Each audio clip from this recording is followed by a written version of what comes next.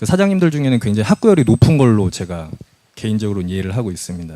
근데 이제 제가 이제 이런 강의를 법률 강의를 할 때 가장 큰 어떤 문제라고 하면은 변호사들이 사용하는 용어하고 일반인들이 이해하시는 용어하고 상당히 그 괴리가 있다는 겁니다. 그러니까 흔히 법률 용어라고 하는데 이것들을 최대한 적게 사용해야 나름 쉽게 이해를 하시더라고요. 아마도 이제 뭐 계약서 작성을 하시거나 사업을 하시다 보면 이런 것들이 많을 텐데 이제 그런 과정에서도 사실은 우리가 이해하기 어려운 용어들이 많이 등장을 합니다. 근데 그거를 이해하는 것이 사실 제일 핵심적인 일이에요. 모든 법률 관계에 있어서 용어의 정의를 알지 못하면 그 용어를 사용하는 사람한테 당합니다. 오늘 하는 그 이 강의는 크게 두 가지로 나누어지는데요. 일반적으로 이제 법률 용어로 소비대차 계약, 금전 소비대차 계약, 그냥 쉽게 얘기하면 돈을 빌려주고 받는 겁니다. 이거를 할 때 가장 일반적인 어떤 모습이죠. 이걸 할 때 어떻게 해야 되는지, 돈을 빌려줄 때 특히 어떻게 해야 돈을 나중에 잘 받을 수 있는지 이거를 하나 말씀을 드릴 거고요. 두 번째는 그 계약을 포함한 모든 계약에서 우리가 이제 평생 살아가면서 계약서를 엄청 많이 작성을 할 건데 앞으로는 더 그 계약서 작성할 때 가장 중요한 것들 몇 가지만 알고 가시면 앞으로 있을 1시간 동안 강의에서 나름 도움이 될 거라고 그렇게 생각을 합니다. 모든 법률 관계에 제일 첫 번째 해야 되는 일은 정확한 사실관계를 확인하는 일이라는 거죠. 사실 확정. 근데 형사재판은 이렇게 엄격하게 수사기관에 수사 행위를 제한하면서 왜 그렇게 증거관계를 그러면 좁게 만드느냐. 이렇게 하지 않으면 극단적으로 가면은 그 증거 자체를 조작할 수가 있습니다. 검찰이나 경찰이. 민사사건에서는 어떤가? 민사사건은 이제 앞으로도 이 기본 원칙에 대해서 제가 쭉 사례별로 또 말씀을 드리겠지만 모든 증거를 다 제출하면 돼요. 제출에 제한이 없어요. 증거에 제한이 없어요. 막 제출해도 그거를 막을 수는 없어요. 그러니까 우리가 어떤 어려움에 처한 의뢰인이 오시면요. 딱 두 가지 얘기를 합니다. 첫 번째, 그동안 어떤 사실과 관련해서 당신이 당했던 피해 사실이나 그 중요한 쟁점이라고 스스로 생각하는 거 이런 걸 따지지 말고 모든 일을 다 적어라. 일자별로.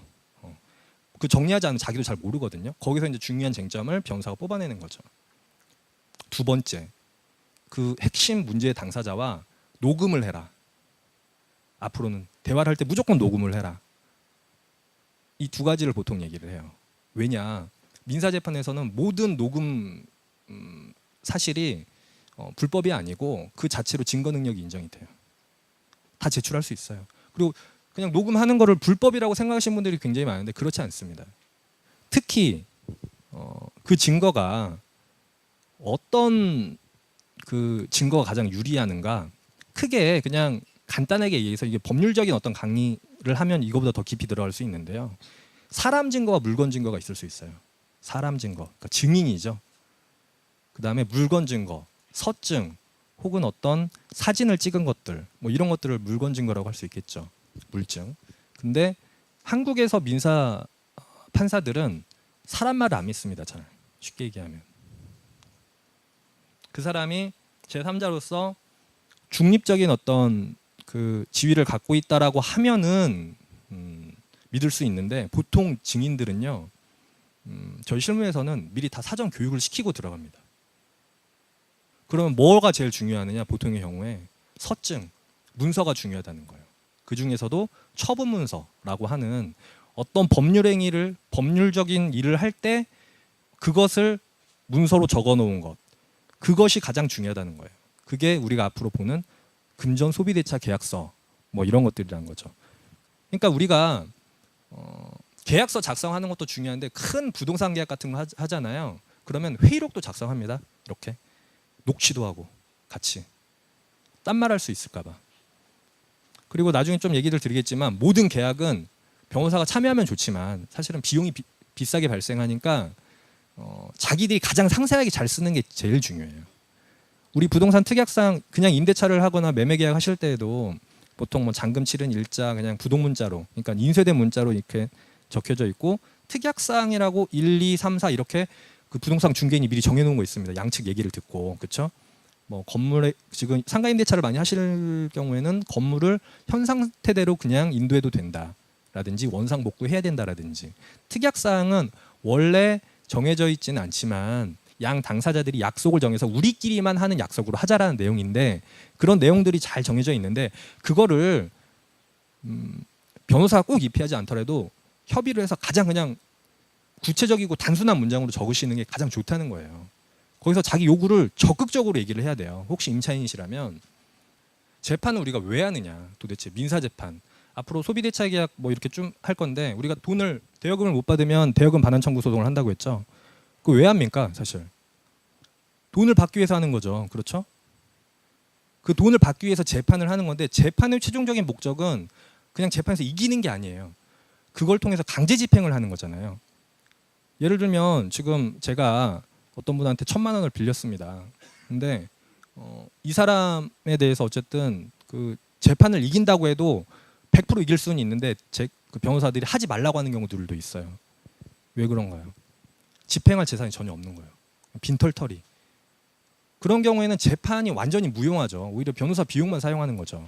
그런데 그런 재판을 거치지 않고 바로 강제 집행을 할 수 있는, 그러니까 법원의 힘을 빌어가지고 상대방의 재산을 강제로 환수시킬 수 있는 조건이 되는 바로 그 문서가 여기서 얘기하는 약소금 공정증서라는 겁니다.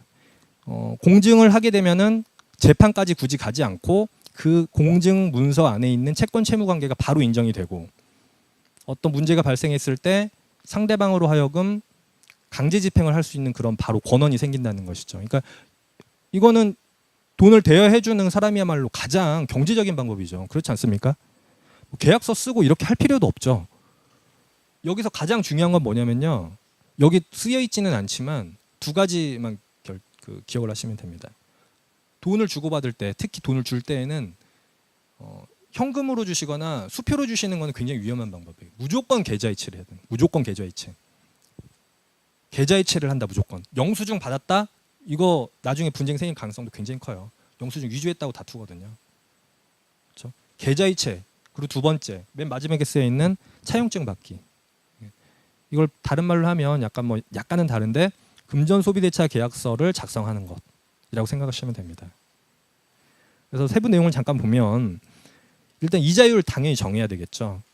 이거는 현재 이자 제한법의 그 제한을 받기 때문에 25% 미만으로 우리가 그 이자율을 자유롭게 정할 수 있습니다. 그리고 변제 기한도 정해야 됩니다. 언제까지 갚아라. 쉬운 말이죠. 근데 여기서 중요한 거는 당연히 변제 기한을 정하고 나서 그 이후에 3번 연체 이자율도 정해야 됩니다. 연체 이자율. 보통은 이제 뭐 한 15%, 20%. 요새는 이제 이율이 좀 낮기 때문에 한 10% 이렇게 정하기도 하는데, 어쨌든 그걸 명확히 해야지. 예를 들면 계약서는 잘 썼어요. 돈 1억 원을 뭐 2018년 12월 31일까지 빌려준다. 그때까지 뭐 월 이율은 뭐 5%로 한다. 2019년 1월 1일부터 안 갚았을 때는 몇 프로로 한다. 이걸 안 정해 놓는 거예요. 그러면 말로 하는 거죠. 너 이거 안 갚으면은 나한테 20% 줘야 돼. 말을 어떻게 증명합니까? 녹음도 안 해놨는데. 그렇죠? 내용을 알고 계신 분들은 이렇게 할 수가 있었죠. 연대보증인을 챙기는 겁니다. 그러니까 담보를 챙기는 거예요. 담보. 인적 담보를 연대보증이라고 하는 거고, 물적 담보는 뭐 부동산의 근저당을 설정하거나 이렇게 할 수가 있죠. 그렇죠? 그러니까 담보물을 챙기는 거예요. 미리 안 갚을 걸 대비해서. 근데 연대보증인의 경우에는 그 사람이 어떤 관계에 있는지, 그리고 그 사람의 재산 관계가 무엇인지, 이런 것들을 이제 당연히 살펴봐야 되겠죠.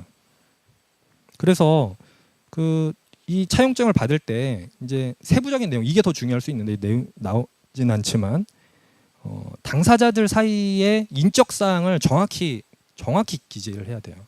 보통은 이제 뭐 부동산 거래할 때는 신분증을 이렇게 복사해서 붙이잖아요. 그렇게 하실 필요가 있는 거예요. 필요하면 인감도장과 인감증명서도 같이 첨부하시는 게 좋고요. 그다음에 두 번째로는, 이게 좀 애매한 부분인데, 차용증을 작성한 날짜를 명확히 기입을 하셔야 돼요. 그 날짜 때문에 문제가 되는 경우들도 굉장히 많아요. 그 날짜, 보통 우리가 계약서 법률사무소에서 작성을 할 때 계약서를 써놓고 날짜 위에도 도장을 양 당사자가 찍습니다. 변호사도 찍고. 왜냐하면 그 날짜에 따라서 이게 언제 계약을 했는지에 따라서 의미가 달라지는 경우들이 생겨요. 그 날짜도 중요하다는 거. 그 다음에 내용 자체가 쉽고 정확해야 된다는 거죠. 이게 법률 관계가 어떤 원칙을 안다고 해서 그 어떤 사례가 바로 적용되는 영역은 아닌 것 같아요. 제가 보기에도. 그렇죠? 어렵습니다. 그래서 변호사도 모르고 판사도 그 답을 모른 채로 양 당사자의 말을 듣는 경우가 굉장히 많습니다.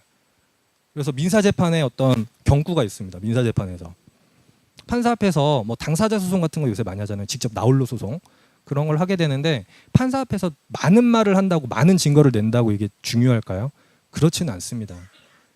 재판은 많은 말을 하는 것이 아니라 필요한 말을 하는 거예요. 필요한 말. 민법 제598조 소비대차의 의의.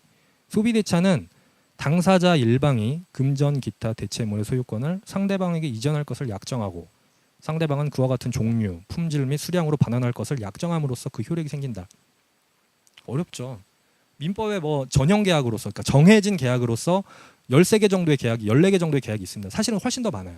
민법이 정해놓지 않은 뭐 프랜차이즈 계약이라든지 여러 가지 계약들이 있습니다. 그래서 별도의 법률들을 만들어 놓는데 우리가 흔히 돈 주고 받는 소비대차 계약은 바로 내가 받은 거를 그대로 돌려주는 거에 의미가 있다는 거예요. 한마디로 얘기하면. 이것과 약간 다른 게 뭐죠? 우리가 상가임대차잖아요. 그건 임대차 계약이라는 별도의 조항이 있어요. 민법 내에서. 그리고 혹은 상가임대차 보호법 내에서. 그거는 내가 물건을 받잖아요. 그건 물건 받고 쓸 수 있는 거예요. 그 물건을. 그렇죠? 상가를 어쨌든 사용한 다음에 다시 돌려준다는 거죠. 그래서 이때는 이것 자체로 원래는 원상복구의 의무는 있지만 아까 말씀드린 대로 특약사항을 통해서 내가 어떤 인테리어를 했으면 그 인테리어를 그대로 임대인한테 그대로 돌려주는 그런 조항을 만들 수도 있고 그래서 소비대차하고는 약간 다른 개념이라는 겁니다. 맨 마지막에 있는 손해배상 예정만 잘하면 된다. 손해배상의 예정. 무슨 얘기냐? 모든 계약은 약속이지 않습니까? 나와 상대방과의 약속이에요. 근데 그 약속이 틀어졌을 때 그 약속 틀어진 상태에서 어떤 손해가 생겼는지에 대해서 묻지도 따지지도 않고 그 손해액을 어떻게 주고받는지를 미리 정하자. 이게 제일 중요하다라는 거예요. 특히 그 손해가 약속이 안 지켜졌을 경우에 예정돼 있는 사람한테는 더구나. 아까 소비대차 계약에서도 제가 잠깐 말씀을 드렸지만 인감도장을 첨부해서 날인을 하고 그다음에 인감증명서를 첨부하는 것이 가장 좋다고 했는데 경우에 따라서 있잖아요. 우리가 상대방이 도대체 누군지 모르고 계약을 체결하는 경우들이 있어요. 돈 빌려주고 받는 것뿐만 아니라 임대차 계약에서도 마찬가지죠. 이 사람이 집주인인지 아닌지 모른 채로 그러니까 사기당할 수 있다는 거죠. 그거를 방지하기 위해서 계약에 대해서 그 당사자의 어떤 날인을 정확하게 받고 서명까지 받으라는 것이죠. 그 사람이 누군지를 나중에 증명하기 위해서. 아니면 임차인으로서 우리가 네가 정확하게 임대인을 확인하지 않고 계약을 체결한 잘못을 추궁당할 수도 있다는 거예요. 그리고 그 계약서가 날조되고 위조되는 걸 방지하기 위해서 간인이라고 하죠. 계약서 양쪽에 놓고 가운데 도장 찍는 거 있잖아요. 그거를 모든 페이지마다 같이 하는 겁니다. 이렇게 모든 페이지마다. 혹은 맨 앞면과 뒷면에다가 그 간인을 하고 그 페이지를 넘기는 각각의 계약서에다가 또 개인이나 간인을 하는 것도 방법이 될 수 있습니다. 위약금. 그러니까 우리가 부동산 매매 계약할 때는 혹은 그 임대차 계약할 때는 계약금은 위약금으로 본다라는 조항이 다 들어가 있어요. 그 내용이에요. 그 내용. 예를 들면 우리가 어떤 매수자로서 계약금을 뭐 5억인 아파트에 대해서 5천만 원의 10%의 계약금을 지급하잖아요. 그러면 잔금을 치르기 전까지 그 5천만 원은 어쨌든 약속을 구속시키는 건데 그것을 깨기 위해서는 어떻습니까? 매수자는 5천만 원을 매도인한테 지급해야죠. 그 매도인이 깨려면 어떻게 해야 되죠? 2배를 줘야죠. 네, 똑같이. 5천만 받았으니까 5천만 원 얹어서 주는 겁니다. 그게 바로 위약금이에요. 쉽게 얘기하면. 손해배상의 예정. 약속을 해놓고 어떤 약속이 항상 깨질 거를 대비해야 된다는 거예요.